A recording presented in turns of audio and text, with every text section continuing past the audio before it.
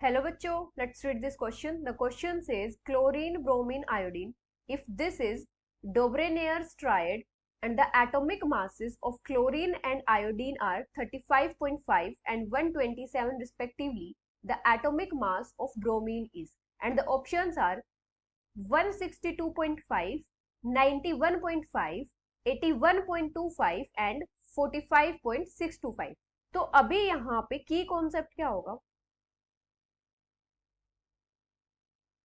डोब्रेनियर ने law of trades दिया था, law of triads. Law of triads के अकॉर्डिंग क्या था कि उसने तीन तीन एलिमेंट्स के ग्रुप्स बनाए थे, और वो जो तीन एलिमेंट्स थे उनकी फिजिकल और केमिकल प्रॉपर्टीज में सिमिलैरिटीज थी, और उन तीन एलिमेंट्स के ग्रुप को उसने क्या बोला था? ट्रायड बोला था। Several groups of three elements with similarity among the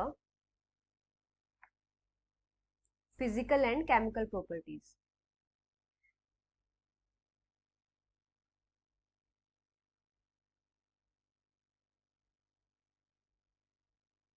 अभी इन ट्रायड्स में क्या था कि जो मिडल वाला एलिमेंट था किसी भी ट्रायड में, उसका जो एटॉमिक वेट था वो फर्स्ट और थर्ड वाले दोनों के एटॉमिक वेट्स का एवरेज था।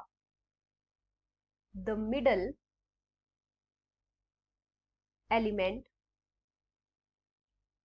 of each of the triad had an atomic weight about halfway between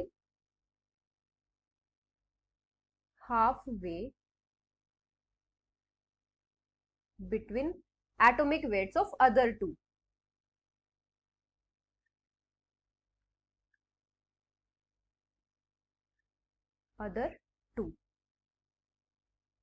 अभी यहाँ पे क्या दिया है कि क्लोरीन, ब्रोमीन और आयोडीन एक ट्रायड है, तो दो का हमें एटॉमिक वेट दे रखा है, हमें क्लोरीन का दे रखा है और आयोडीन का दे रखा है, तो इससे हमें ब्रोमीन का एटॉमिक वेट निकालना है। तो हम कैसे निकालेंगे?